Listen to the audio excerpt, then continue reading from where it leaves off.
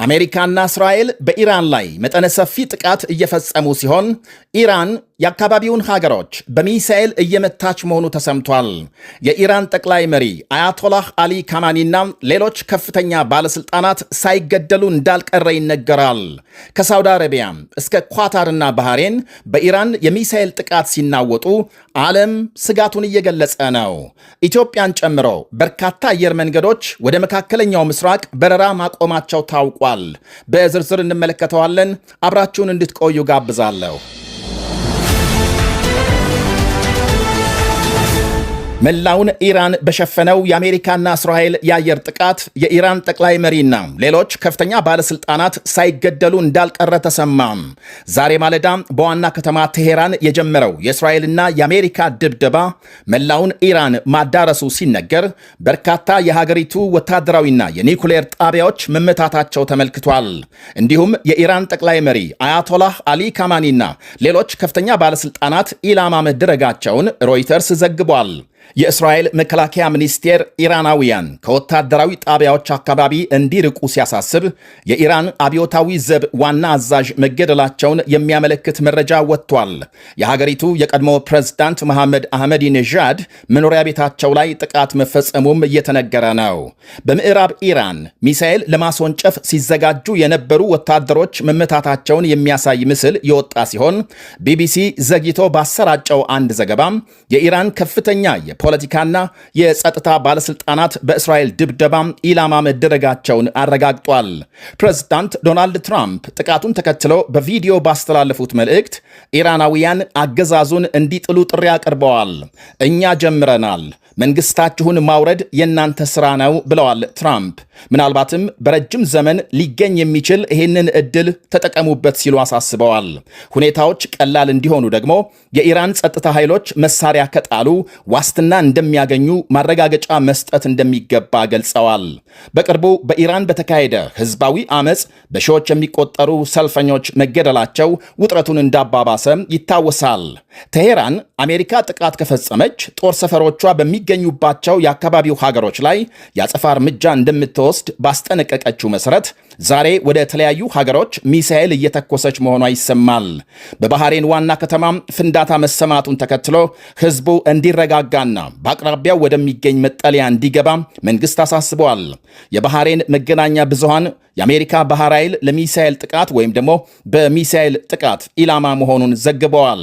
ባህሬን የአሜሪካ ባህር ኃይል 5ኛ መርከበኛ ምድብ መቀመጫ መሆኗን በማስታወስ በተባበሩት አረብ ኤሚሬትስም ጥቃት መፈጸሙ ሲነገር በአቡዳቢ ኢራን በተኮሰችው ሚሳኤል ቢያንስ 2 ሰዎች መሞታቸው ተነግሯል።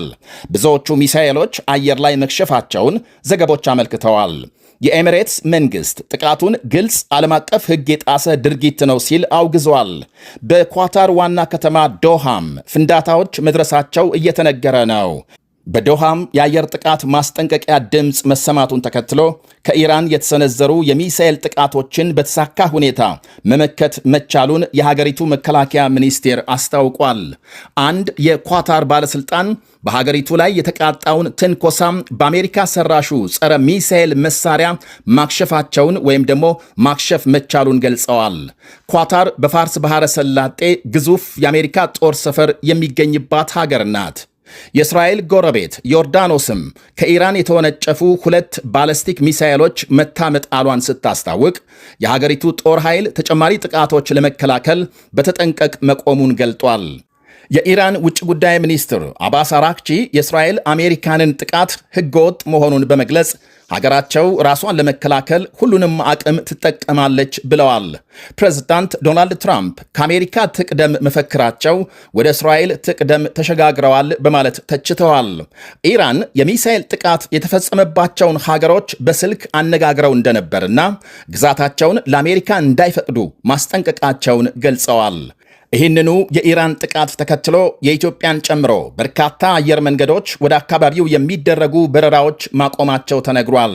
የኢትዮጵያ አየር መንገድ ወደ መካከለኛው ምስራቅ ሀገሮች ማለትም ወደ ዮርዳኖስ፣ ቴልአቪቭ፣ እስራኤልና ቤይሩት በረራ ማቆሙን ሲያስታውቅ የኬንያም የሞሮኮና የሩዋንዳ አየር መንገዶችም ተመሳሳይ እርምጃ ወስደዋል። በዚሁ የኢራን ድብደባ በደቡባዊ ኢራን በአንድ ትምህርት ቤት በተፈጸመ ጥቃት 40 የሚደርሱ ተማሪዎች መገደላቸውን መንግሥት አስታውቋል። ከ50 በላይ መቁሰላቸውን። አሁን ከጥቂት ደቂቃዎች በፊት ወደ ኳታር ዋና ከተማ ዶሃ የተወነጨፈ ሚሳኤል መክሸፉን ዘገቦች አመልክተዋል። ለማንኛውም በረራም የአየር ክልሏን የዘጋችው እስራኤል በርካታ የኢራን ሚሳኤሎች ማክሸፏን ስታስታውቅ፣ የራማላህ ነዋሪዎች የአደጋ ጊዜ ማስጠንቀቂያና የፍንዳታ ድምፅ ከእስራኤል አቅጣጫ መስማታቸውን ለአልጀዚራ ገልጸዋል። ጀርመን፣ ፈረንሳይና ብሪታንያ በመካከለኛው ምስራቅ ሀገሮች ላይ ኢራን የፈጸመችውን ጥቃት አውግዘዋል።